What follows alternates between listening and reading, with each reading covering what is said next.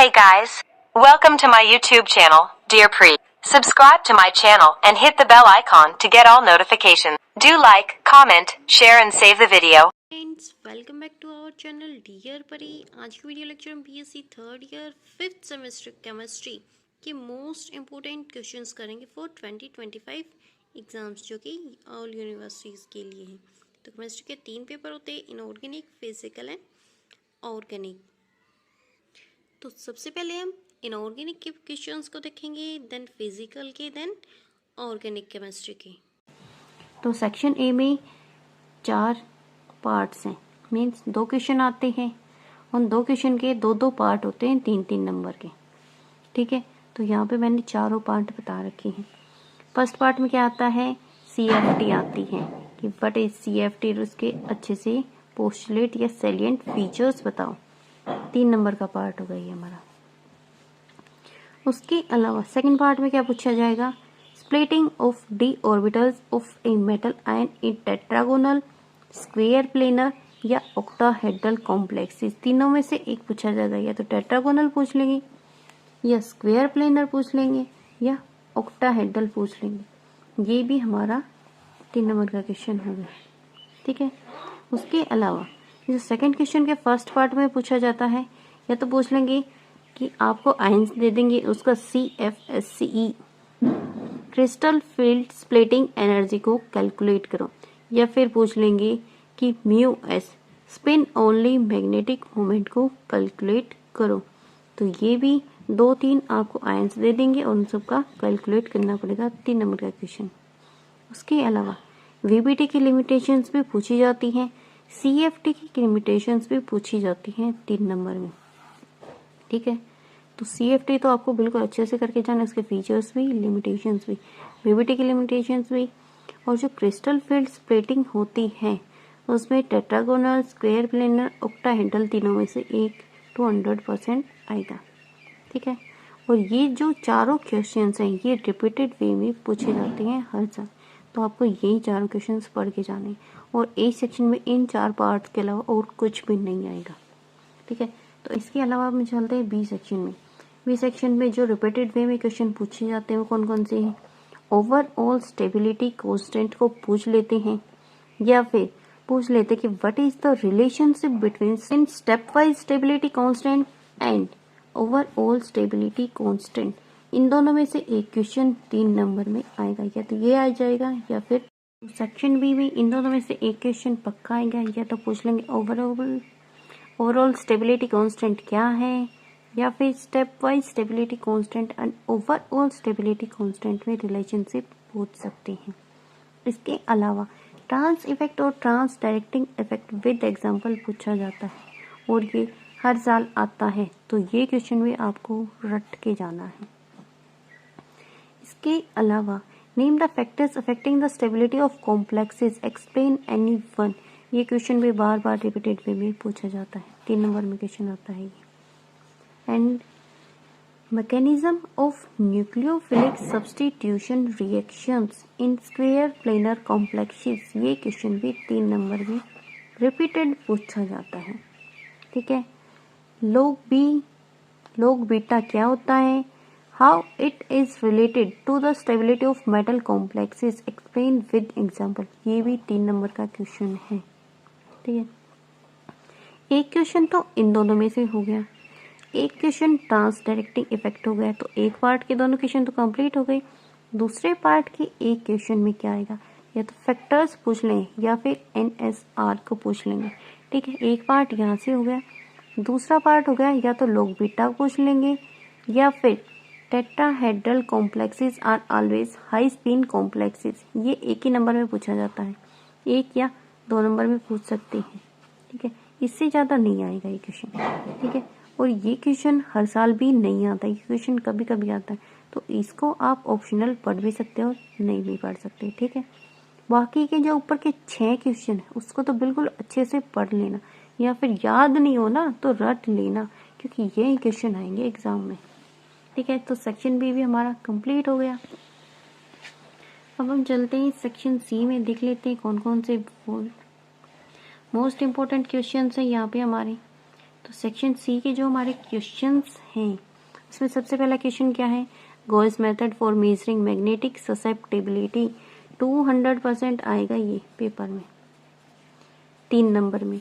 With diagram बना के आना इसको, कि इसके मेथड में जो डायग्राम होता है उसको भी बना के आना, ताकि एग्जामिनर को पता चले कि स्टूडेंट ने पढ़ रखा है अच्छे से। नेक्स्ट क्वेश्चन हमारा हो गया, what do you understand by diamagnetic paramagnetic equilibrium in solid complexes. ये क्वेश्चन भी हर साल रिपीटेड पूछा गया है 3 नंबर में, ठीक है। तो एक क्वेश्चन के दोनों पार्ट हमारे यहाँ पे हो जाते हैं। उसके अलावा जो दूसरे क्वेश्चन में पूछे जाते हैं, या तो डेफिनेशन पूछ ली जाती है कि पैरामैग्नेटिज्म क्या होता है, फेरोमैग्नेटिज्म क्या होता है, एंटी फेरोमैग्नेटिज्म क्या है। ये एक एक नंबर की डेफिनेशंस हैं। अगर पार्ट्स में पूछ ली जाए 3-3 नंबर में, तो पूछ लेंगे कि ऑर्बिटल कॉन्ट्रीब्यूशन क्या होता है, स्पिन कॉन्ट्रीब्यूशन क्या होता है ऑक्टाहेड्रल कॉम्प्लेक्सेस में, या फिर मैग्नेटिक ससेप्टिबिलिटी को पूछ लेंगे। मैग्नेटिक ससेप्टिबिलिटी डेफिनेशन भी आ सकती है 1 नंबर में। इसके अलावा जो मैग्नेटिक परमिएबिलिटी है उसको भी पढ़ लेना, क्योंकि 1 नंबर में वहीं से क्वेश्चन आता है। And how does it very with temperature, ये 2 नंबर का क्वेश्चन आता है, ठीक है। अगर न्यूमेरिकल आ जाए यहाँ से तो पूछ लेंगे कि मैग्नेटिक मूवमेंट को कैलकुलेट करके बताओ, ये भी 2 या 3 नंबर का क्वेश्चन है, तो ये भी पढ़ लेंगे। इसके अलावा trenching of orbital angular momentum and it's consequences, ये क्वेश्चन भी बार बार आता है और 3 नंबर में आता है, ठीक है। तो ये क्वेश्चन भी अच्छे से पढ़ लेंगे। तो एक क्वेश्चन के 2 पार्ट तो यहाँ से हो जाते हैं, बाकी के मैंने बता दिया, या तो 1 नंबर में आ जाएंगे, या 2-2 नंबर में आ जाएंगे 3 पार्ट, या फिर 3-3 नंबर के 2 क्वेश्चन भी आ सकते हैं, ठीक है। तो सेक्शन सी भी हमारा कंप्लीट हो रहा है। जो मैंने पहला सिर्फ यही पढ़ दिया था, इसके अलावा आपको कुछ पढ़ने की जरूरत नहीं है, सिर्फ मेरा बताएगा अगर पढ़ना तो एग्जाम में करें। सेक्शन डी में एलएस कपलिंग 200% आता ही आता है, 3 नंबर में आएगा, ठीक है। और उसके अलावा टर्म सिंबल्स को कैलकुलेट करना आपको दे देंगे कि ये आयन है, या फिर ऐसे दे देंगे कि P2, P3 या फिर D2, D8, इनका टर्म सिंबल कैलकुलेट करके बताओ। तो इन सब का टर्म सिंबल कैलकुलेट करना सीख लेना। ये क्वेश्चन 3 नंबर का आएगा, 2 या 3 दे देंगे, उनका टर्म सिंबल कैलकुलेट करना होगा। इसके अलावा ऑर्गल एनर्जी लेवल डायग्राम भी हर बार आता है। इसके साथ साथ एब्जॉर्प्शन स्पेक्ट्रा भी पूछ लेते हैं, और सिर्फ D1, D8 और D9 का ही पढ़ने की जरूरत है, क्योंकि यही जो क्वेश्चन है वो बार बार पूछे गए हैं। इसके अलावा बाकी क्वेश्चन पूछे ही नहीं जाते, ठीक है। तो यही क्वेश्चन पूछ लेना। 3 नंबर का क्वेश्चन यहाँ से आएगा। वाइब्रोनिक कपलिंग भी आएगा। एक पार्ट में अगर एलएस कपलिंग पूछ लेंगे तो नेक्स्ट पार्ट में वाइब्रोनिक कपलिंग पूछी जाती है, ये भी 3 नंबर की है। सिलेक्शन रूल्स भी हर साल पूछे जाते हैं, तो सिलेक्शन रूल्स भी आपको अच्छे से पढ़ के जाना है। जो ये 5 मैंने पार्ट्स बताए हैं, सिर्फ यही पार्ट्स पढ़ लेना, इसके अलावा बाकी कुछ पढ़ने की आपको जरूरत ही नहीं पड़ेगी, ठीक है। तो सेक्शन डी भी हमारा कंप्लीट हो जाता है। इसमें भी आपको LS coupling, vibronic coupling, calculate term symbol, Orgel energy level diagram and selection rules पढ़ने हैं, ठीक है। तो सेक्शन डी भी कंप्लीट हो गया। सबसे पहला क्वेश्चन तो हमारा यही है कि eigen values and eigen function with derivation आपको अच्छे से याद करना है। ये 3 नंबर में हर साल पूछा जाता है, ठीक है। तो एक पार्ट तो हमारा यहीं से कंप्लीट हो जाता है। दूसरा part photo electric effect 1 number में भी पूछा जाता है शॉर्ट क्वेश्चंस में, और 3 नंबर में भी पूछा जा सकता है, ठीक है। तो फोटो इलेक्ट्रिक इफेक्ट भी आपको पढ़ने हैं। इसके अलावा इफेक्ट होता है कॉम्पटन इफेक्ट, इसको भी 1 नंबर में या फिर 3 नंबर में कई बार पूछा जाता है, तो ठीक है। क्वांटम मैकेनिक्स के पोस्टुलेट्स पढ़ने हैं। क्वांटम मैकेनिक्स के पोस्टुलेट 3 नंबर में हर साल पूछे जाते हैं। तो ये क्वेश्चन और ये क्वेश्चन दोनों हर साल रिपीटेड वे में पूछे जाते हैं। 2 पार्ट हमारे यहीं से कंप्लीट हो जाते हैं। इसके अलावा जो और क्वेश्चन पूछे जाते हैं पार्ट्स में, वो क्या है, explain the role of operators in quantum mechanics इसको विद एग्जाम्पल पूछा जाता है। इसके जितने भी ऑपरेटर्स है उसको अच्छे से पढ़ लेना, या फिर नाम के साथ भी पूछ लेते हैं कि what is Hamiltonian operator in quantum mechanics. इसको 3 नंबर में भी पूछ लेते हैं, या फिर जो इनके ऑपरेटर्स के नाम देके 1 नंबर में भी शॉर्ट क्वेश्चन में पूछा जाता है इसको, ठीक है।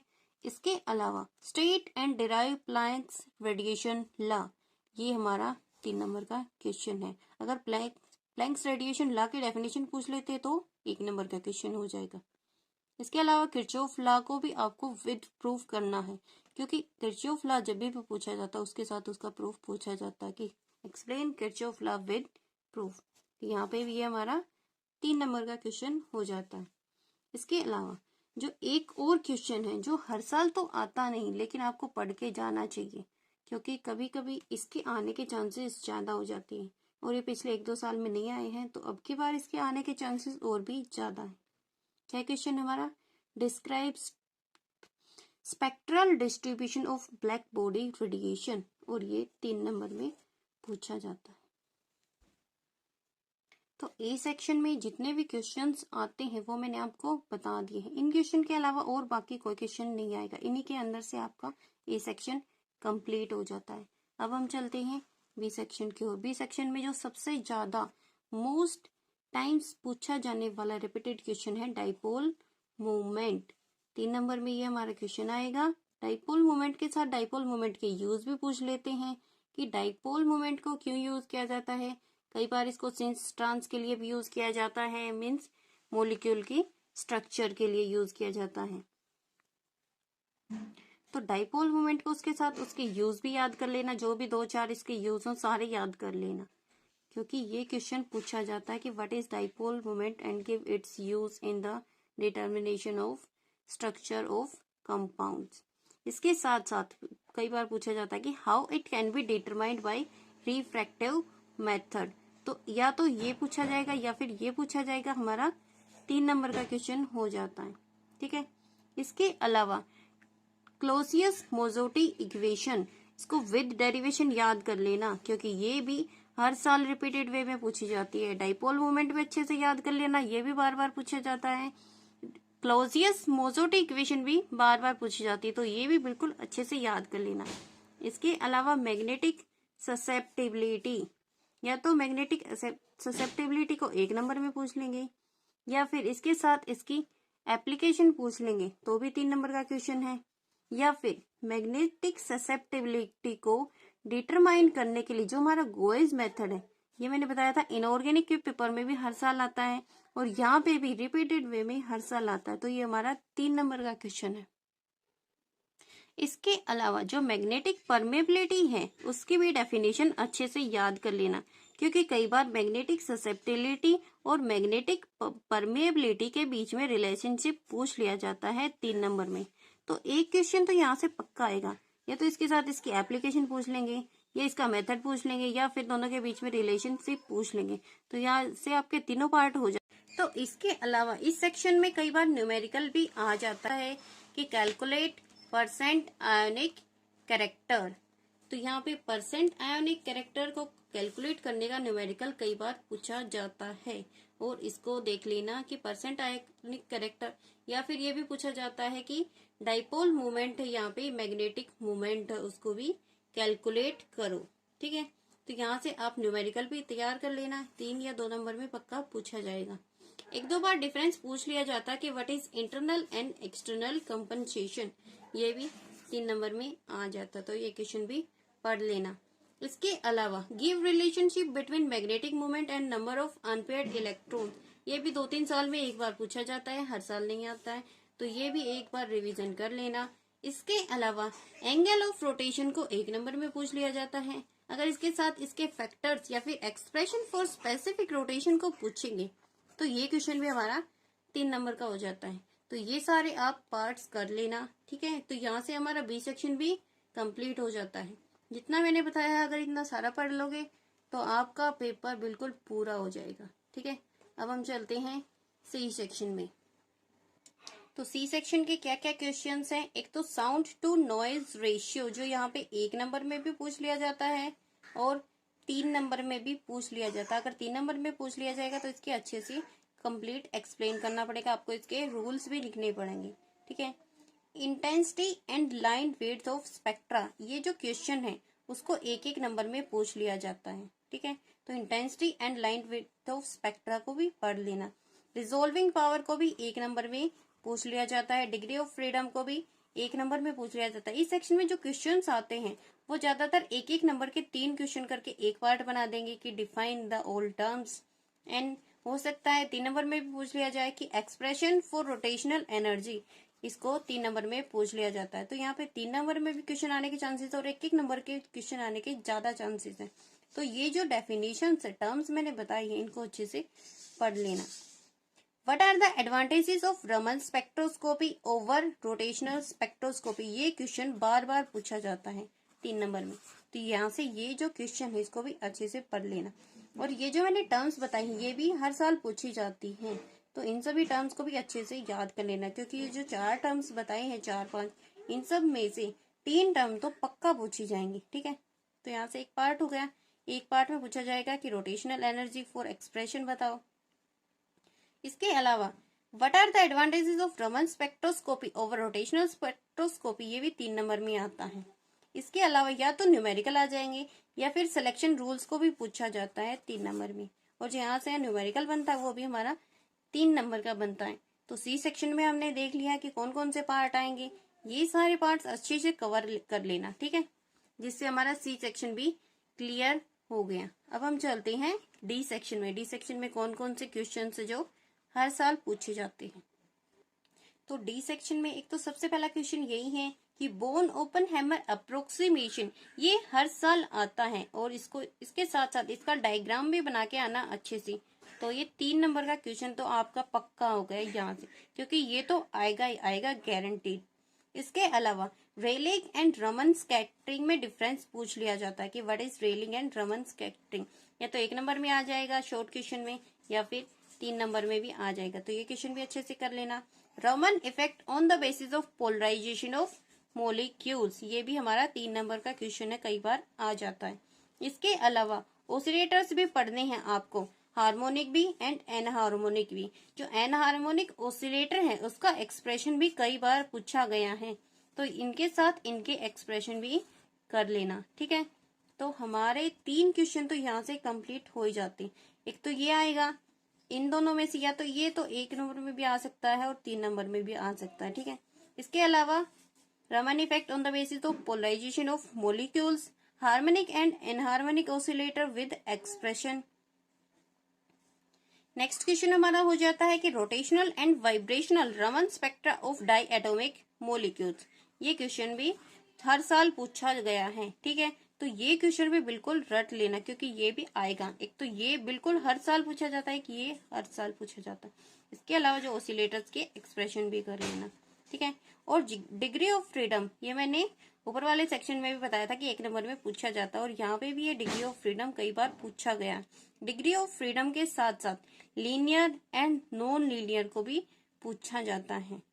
इनकी कैलकुलेट करनी पूछ लेते हैं कि लीनियर की डिग्री ऑफ फ्रीडम कैलकुलेट करो या फिर नॉन लीनियर की, ठीक है। तो ये डिग्री ऑफ फ्रीडम तो 1 नंबर में भी आएगा और ये क्वेश्चन हमारा 3 नंबर में आ सकता है। इसके अलावा describe the factors that influence vibrational frequencies, ये क्वेश्चन भी कई बार पूछा जाता है 3 नंबर में, ठीक है।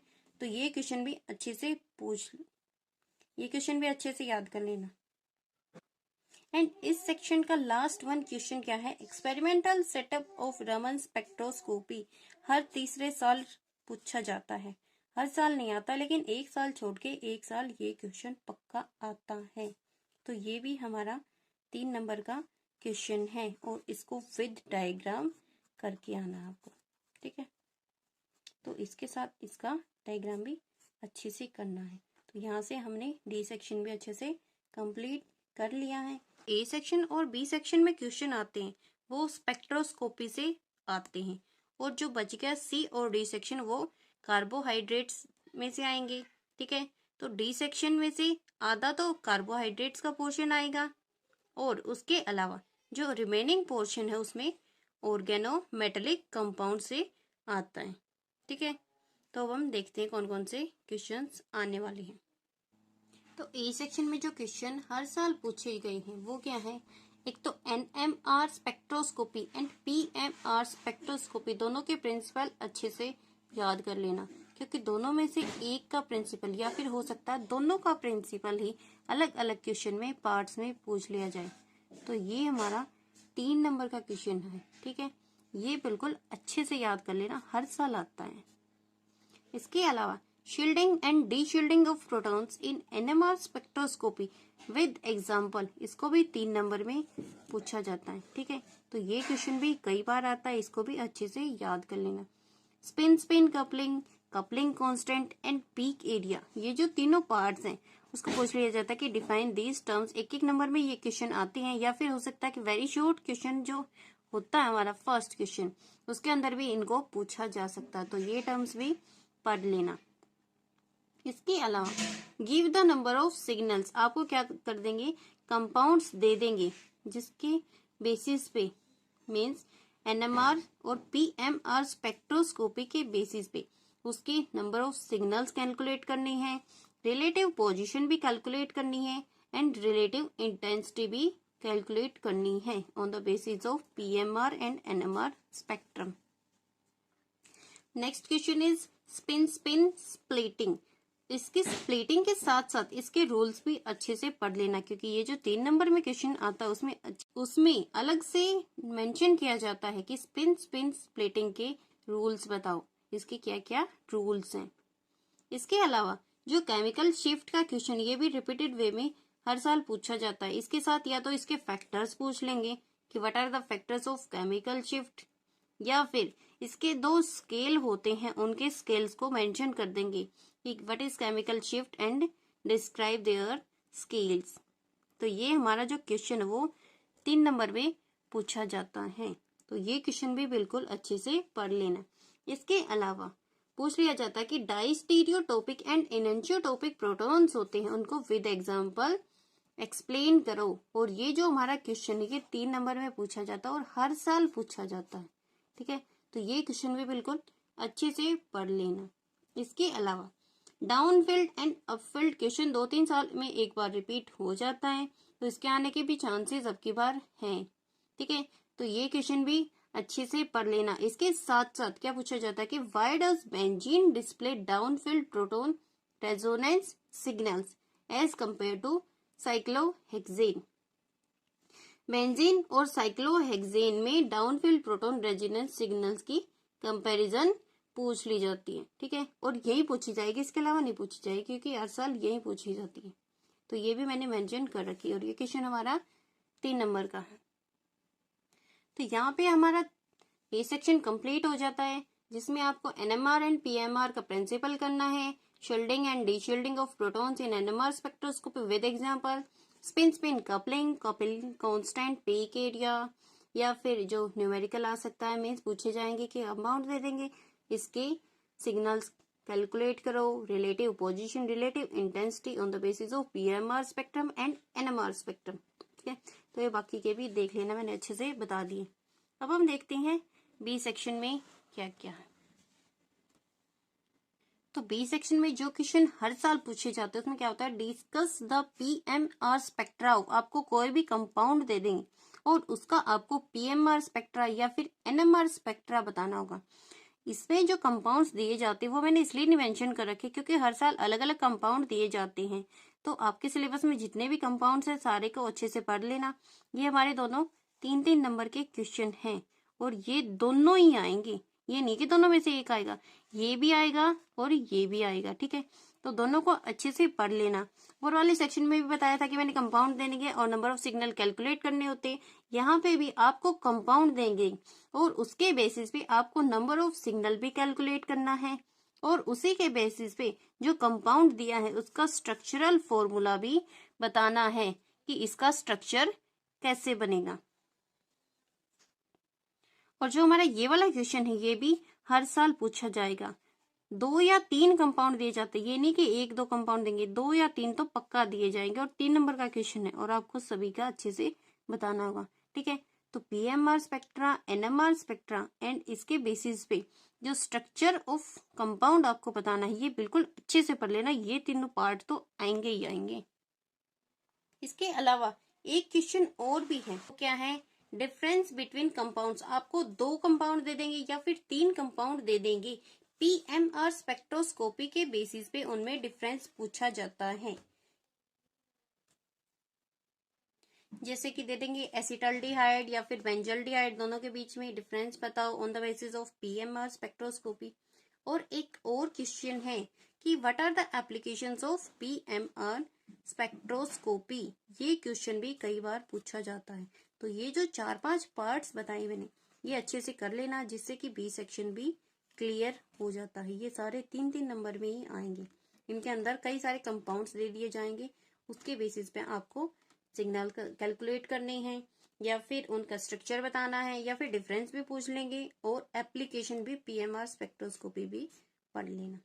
ठीक है, तो बी सेक्शन भी हमारा कंप्लीट हो गया। अब हम चलते हैं सी सेक्शन में। सी सेक्शन में एक तो कन्वर्जन का क्वेश्चन एक पार्ट भी हो जाता है और इसमें से 2 पार्ट भी पूछ लिया जाता है। कन्वर्जन हमेशा पूछा जाता है, या तो ये नॉर्मली पूछ लेंगे कि ग्लूकोज को फ्रक्टोज में कन्वर्ट करो, या फिर पूछ लेंगे कि डी ग्लूकोज को डी फ्रक्टोज में कन्वर्ट करो। इसके अलावा ऐसे भी पूछ लिया जाता है कि व्हाट इज एपिमराइजेशन। एपिमराइजेशन के साथ साथ ये भी पूछ लिया जाता है कि एल्डोहेक्सोज को एल्डोकीटोज के अंदर कन्वर्ट करो, या फिर एल्डोहेक्सोज को एल्डोपेंटोज के अंदर कन्वर्ट करो। मीन्स कन्वर्जन का क्वेश्चन तो आएगा ही आएगा पक्का। तो ये जो 2-4 कन्वर्जन्स मैंने लिख रखे हैं, इनको अच्छे से पढ़ लेना। ग्लूकोज का फ्रक्टोज के अंदर, फ्रक्टोज का ग्लूकोज के अंदर, ग्लूकोज का मेनोज के अंदर, अरेबिनोज का ग्लूकोज के अंदर एंड ग्लूकोज का अरेबिनोज के अंदर। ये 4-5 जितने भी कन्वर्जन हैं अच्छे से पढ़ लेना। ये तो इनमें से कम 2 कन्वर्जन तो आएंगे ही आएंगे। तो यहाँ पे आपका 6 नंबर का क्वेश्चन कंप्लीट हो जाता है।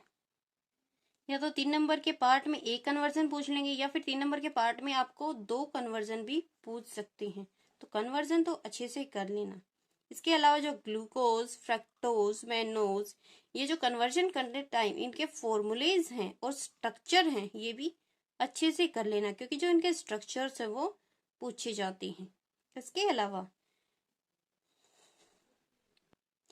अलावा पूछा जाता है कि give the evidence in favour of ring structure of glucose.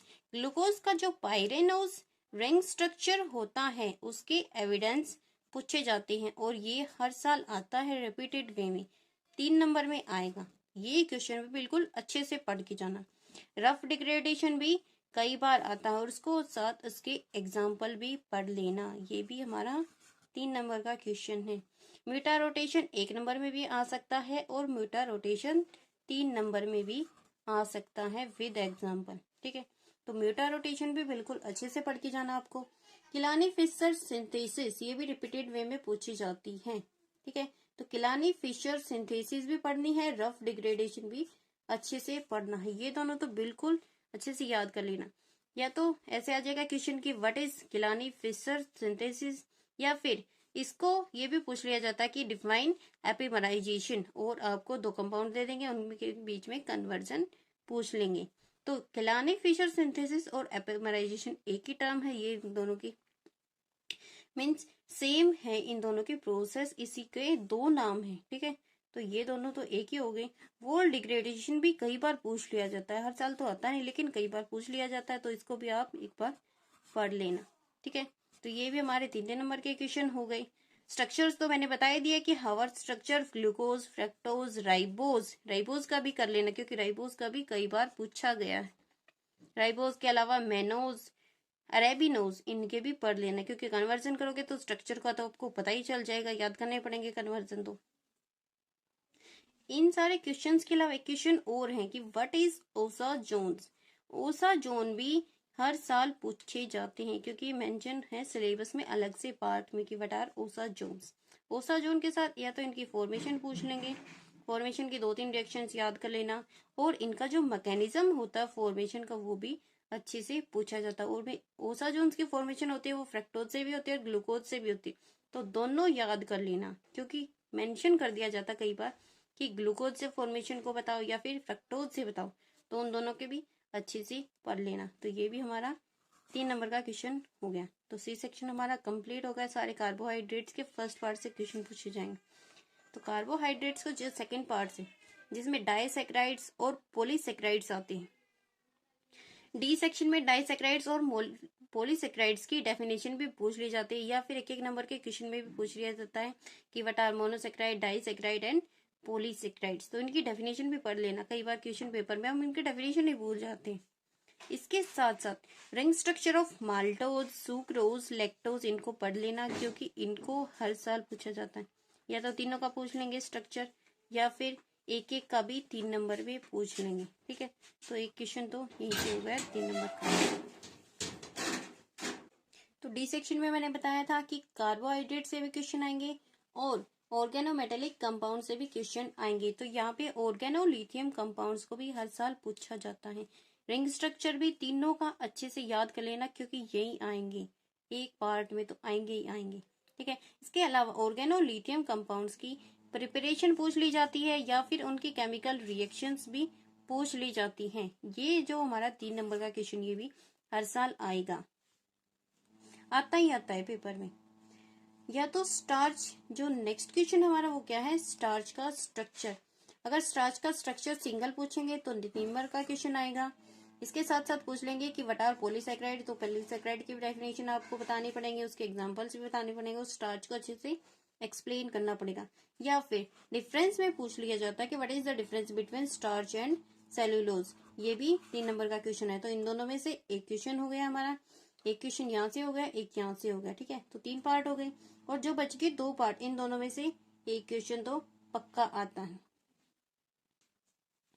तो यहाँ पे क्या पूछा गया है कि how can you prepare Grignard reagent. Grignard reagent की प्रिपरेशन पूछी गई है, और इसकी जो प्रिपरेशन के टाइम पे प्रिकॉशंस ली जाती हैं उनको भी अच्छे से याद करके जाना, क्योंकि जो ग्रिग्नार्ड रिएजेंट की प्रिपरेशन के साथ साथ प्रिकॉशन अलग से मेंशन की जाती है क्वेश्चन पेपर में कि इसकी प्रिकॉशंस बताओ, इसकी क्या क्या प्रिकॉशंस हैं।